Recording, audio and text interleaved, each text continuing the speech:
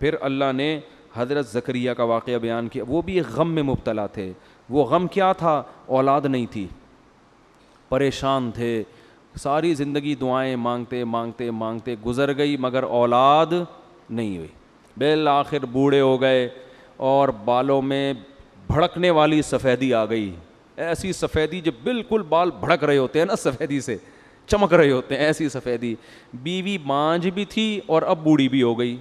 جوان عورت اگر بانجھ نہ ہو, بوڑھی ہونے کے بعد تو ویسے ہی اولاد کا امکان ختم, اور اگر پہلے سے بانجھ بھی ہو اور پھر بوڑھی بھی ہو جائے اب تو کوئی چانس ہی نہیں ہے.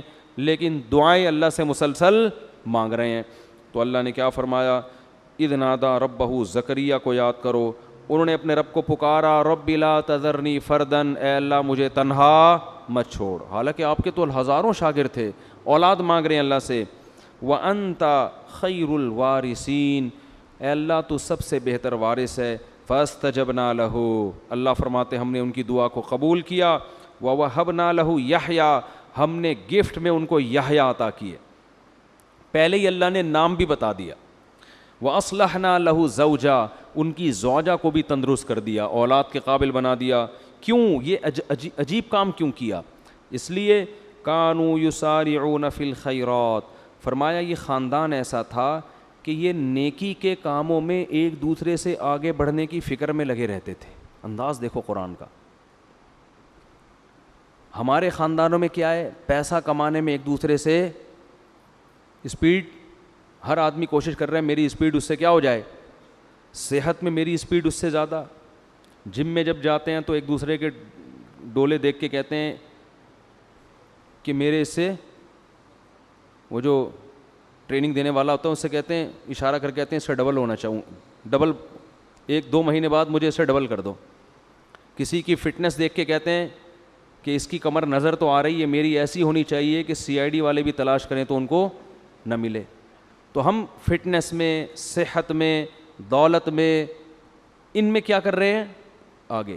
اگر یہ اللہ کے لیے ہو تو پھر تو ٹھیک ہے, لیکن اللہ کے لیے ہے نہیں نا, مسئلہ تو عیاشی کے لیے.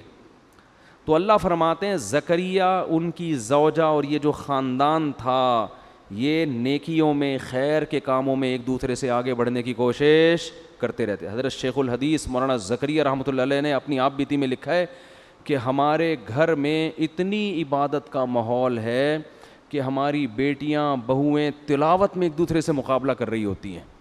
رمضان میں تہجد میں ایک دوسرے سے مقابلہ ہوتا ہے. تو یہ جب تک یہ سوچ پیدا نہیں ہوتی نا, انسان کوئی کارنامہ سر انجام نہیں دیتا. ہمیں یاد ہے جب جاگنے کی راتیں آتی تھیں, ہم چھوٹے بچے تھے تو مسجدوں میں ہمارے مقابلے ہوتے تھے, کتنی رکعتیں کون پڑھے گا. ابے اس نے 50 پڑھ لی, ہم کہتے ہیں ابے ہم 100 پڑھ کے دکھائیں گے. اب یہ مقابلے بھی گھروں میں بھی, یہ مقابلے ختم. اب اسکور کون PUBG میں زیادہ بنا رہا ہے, اب مقابلے اس میں ہو رہے ہیں. تو آج بھی الحمدللہ ایسے علماء موجود ہیں جن کے گھروں میں تلاوت کا معمول اور عبادت کا معمول. تو اللہ فرماتے ہیں یہ لوگ نیکیوں میں, صدقات و خیرات میں, نمازوں میں ایک دوسرے سے سبقت کرتے تھے. وَيَدْعُونَنَا رَغَبًا وَرَهَبًا, یہ جملہ جو ہے نا یہ پہلے سے بھی زیادہ اہم ہے. اور یہ ہمیں پکارا کرتے تھے جہنم کے خوف اور جنت کی لالچ میں. آج جو ہماری دعائیں ہیں ان میں جنت اور جہنم کا عنصر کم ہو گیا ہے, دنیا کا عنصر زیادہ ہو گیا. ٹھیک ہے, وہ بھی دنیا بھی مانگے اللہ سے, لیکن جس چیز کی جتنی زیادہ ضرورت ہو سب سے زیادہ وہ مانگنی چاہیے. ہمیں سب سے زیادہ ضرورت اس بات کی ہے کہ اللہ ہمیں سیدھے راستے پہ چلا دے. دنیا تو گزر جائے گی جیسی تیسی. تبھی حدیث میں یہ دعا آئی ہے, لا تجعل مصیبتنا فی دیننا, اے اللہ اگر کوئی مصیبت ہمارے مقدر میں لکھی ہے نا تو وہ دین میں نہ آئے, دنیا میں آ جائے. وہ نہیں آ رہی بات.